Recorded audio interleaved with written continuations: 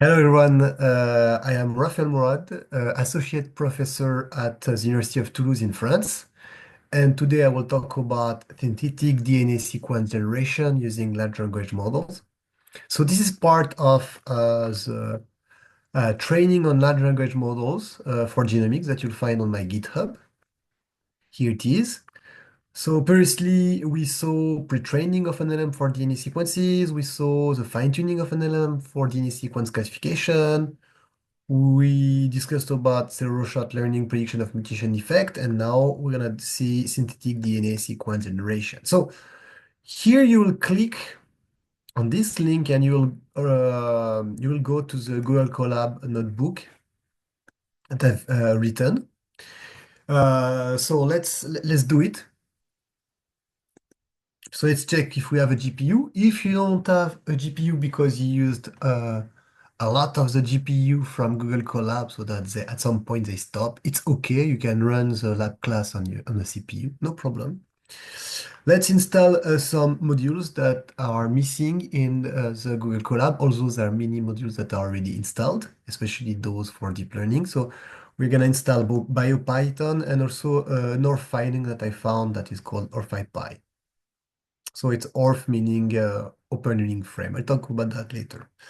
Let's load libraries for deep learning torch, pandas for manipulating data, NumPy for manipulating matrices, transformers for manipulating large language models.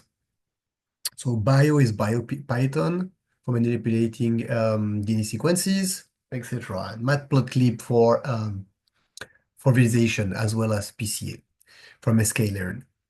So let's check the transformer versions, NumPy version. Let's set maximum memory. So here what I propose, but you can apply that to many situations. Here, what I propose is to use a model that I've previously pre-trained on 1,000 on more than 1,000 yeast genomes. So it's on my Hugging Face here. So it has 138 million parameters. It's a mixture of 8 experts. So it actually, the number of parameters that are active are less than this number of 138 million parameters. That was trained on more than 1,000 yeast genomes with a context of 10,000 bases. We have a link to the Nature paper where I extracted the FATA sequences. And then we're gonna use this model, but you can use other models, of course. And here we're gonna build a pipeline, okay? So a pipeline for an LLM, it allows you to generate text. So here it meaning DNA sequences because the LLM was trained on the DNA sequence, on DNA sequences. So let's build the generator. All right, now let's generate. DNA. So the aim here will be to generate synthetic DNA sequences. So this is part of synthetic biology. So we'll say, okay, the maximum length of the DNA sequence we want in terms of tokens, so meaning in terms of k-mers of size from 3, 4, 5, 6, 7 bases. Will be so we'll generate 30. So we'll see how long are the sequences. You will see. We can control here the number of sequences that we want to generate. We can control the temperature. So the temperature in NLM controls for they say the creativity, I will say the randomness in the process of creating an artificial sequence. So you want DNA sequences to be a DNA sequence that you generate to be close to the one from the sequences from the genome you're sampling from. I mean, you want to make artificial sequences, but you don't want them to be too random. You want them to be close to the yeast genome. So you have to adjust this. But at the same time, if your LLM is generating a sequence that is the same as a sequence in the yeast genome, then it is pointless. So you have to add some noise. And this is a temperature parameter that is doing that. There is some repetition penalty also for avoiding repeating the same tokens inside the sequence. So let's do that. Let's generate archer sequences. And this is great. Look, it's been very, very fast. We generated 100 DNA sequences. So here are they. Here they are. Here they are just, we can see the first 5 DNA sequences. Let's see how long they are. Around 100 bases. Of course, here I made it not too long for many reasons, for many computing reasons. But you can, if you work locally on your own GPU, yes, you can generate sequences that are longer, okay? Around 10,000 bases, for instance. Let's compare to the DNA sequences from the real yeast genome. So here is the yeast genome assembly. We're gonna download it, unzip it, and extract using this function. We'll extract DNA sequences of 100 base pair. And so here is the sequence length, and we'll extract 1,000 real DNA sequences from the yeast genome. Let's do it. So it's been very quick because I didn't need to download the file. I downloaded it before. For you, it will take a little bit more time, just a few seconds. And now what we'll do is we'll use a K-mer count to describe numerically DNA sequences. So because when you have DNA sequences, it's a text. You cannot work with text. You have to convert that to vectors of numbers to compute similarities or distances between two sequences to see if they are very similar or not. So you need numbers, you need vectors of numbers. That's why we use K-mer count. That's a way of describing a DNA sequence. So let's compute. So for instance, a K-mer, what is a K-mer? K-mer, for instance, you have K-mers of 3 letters, K-mer of 4 letters, or K-mer of 3 letters is, for instance, ATG or TTA. And a K-mer of 6 letters is, for instance, ATC, TTC. Okay? And then in the sequence, you can count all of them. So for all of the possible K-mers, you can count them. And then at the end, you have a numerical vector. So that's a function. Here we'll compute the vectors for every sequence. So at the end we have, because we have many sequences, at the end we have a matrix. So that's the aim of this function, K-mer counts matrix. And we'll use K-mers of size 4. All right. So here you can see counts. Many times a K-mer is absent, so it's a 0. And sometimes a K-mer is present 2 times, so you have a 2. Okay. And then based on that, we want to visualize DNA sequences, I mean, in the space, okay, in the quantitative continuous space. So we'll use PCA for that. We will build the PCA using the real yeast DNA sequences, and then we will project the real yeast DNA sequences on this space and project also the artificial yeast DNA sequences that we have generated to check that it's not far from each other. So let's do it. And here it is. So in blue, we have the real DNA sequences. In red, we have the artificial DNA sequences. We can say that still it's fitting not bad, but still there is like a bit of variability in the artificial DNA sequences. I have to say that this model that I've trained can be improved. So this is just an example here. It's not a perfect research paper, so we don't have very perfect results. So it's to show you how you can do it, and you can try with other models, and maybe you'll find better results. Okay, or you can train your own models. But still, we can see that we generated artificial sequences, okay? And actually, in terms of K-mers of size 4, we're not so far from real DNA sequences from yeast. Okay, what I want to do now is, so we use the temperature of 1. So a high temperature, meaning a high noise, high variability.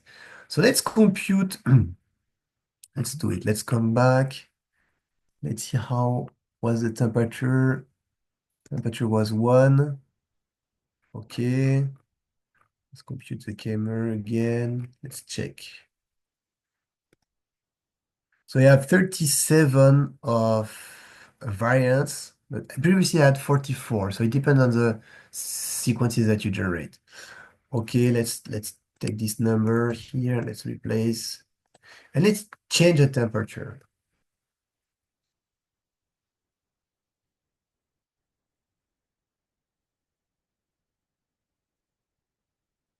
All right, let's see. So, oh yeah, I have to compute the camera count again. So when we do that, we have a slightly lower variance. Before I repeated many times experiments, and depending on the time you do it, because there is a lot of randomness, you don't have the same results. So here I can see that when you have a lower temperature, you have a lower variance in terms of camera count. This is a way to assess the variability, but we can reduce again more the temperature, okay? Let's make it very small. Oh, you see, I mean, anyway, look, I reduced a lot the temperature. I think that this is the best way to show you. And then all of the sequences are the same. Okay, so that's a nice way to see it. Oh, you see. Okay, so if I take a temperature that is very low, then here it's a perfect example. I think before I didn't reduce enough the temperature. That was a problem. Okay, and now you see that a very big drop of variability. Okay, so this you want the any sequences to be close to the a real yeast sequence, but but at the same time you don't want that because you want to make something new. So let's do a blast. Let's have fun also. Let's do a blast to check if we have generated something new or not. So let's do a blast with something that has not much uh, for which the temperature was not very high. So meaning it should be very close to a real sequence. We'll see.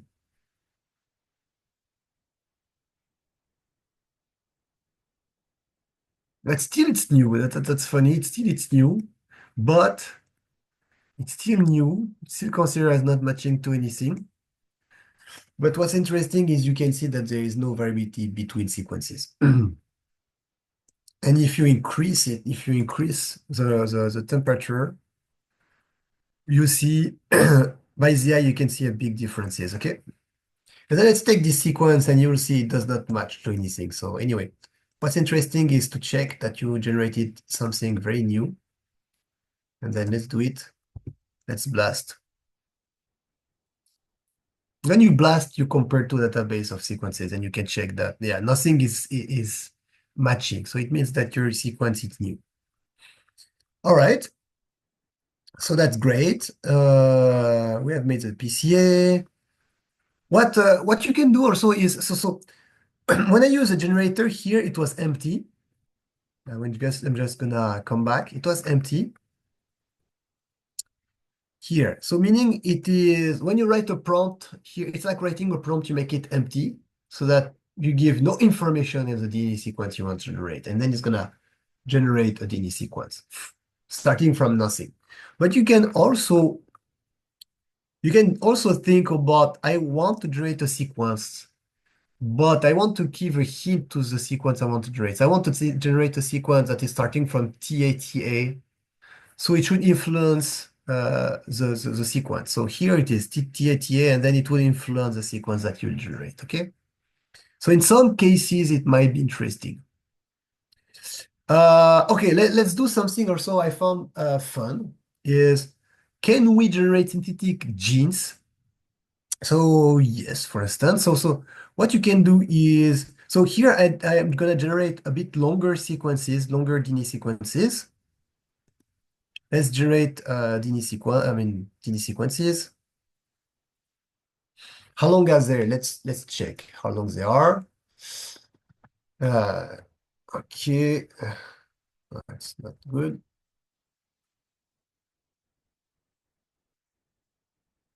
So it's 400 bases. And then what we can think about is how about detecting open reading frames inside the DNA sequence that we generated. So let's do it. Because an open reading frame is you use a codon table and then you look for codon start and codon stop. So let's do it. And for that, I'm using a Python module. Let's do it. So I'm gonna do that for only the first DNA sequence that generated. And I can find two ORFs, okay? The first one is at the position 89, from 89 to 287, with a start of TTG and a stop TGA, and it has a length of 198 bases, okay? And you have another one here. So the first one is on the plus strand, and second on the negative strand, okay? Let's extract the ORF from the first ORF from the first sequence. So here is the DNA sequence of the ORF, okay? And let's convert it to the amino acid sequence also so because here the amino acid sequence is quite small, we will not call that a protein, we'll call that a peptide. But it's the same. If you generate a longer DNA sequence, if you're looking for larger ORFs, you generate protein. So here is a protein sequence that I generated, okay? So from that, you can do a lot of things, and I was happy to present you how to generate DNA sequences from a large language model. All right, have a good day.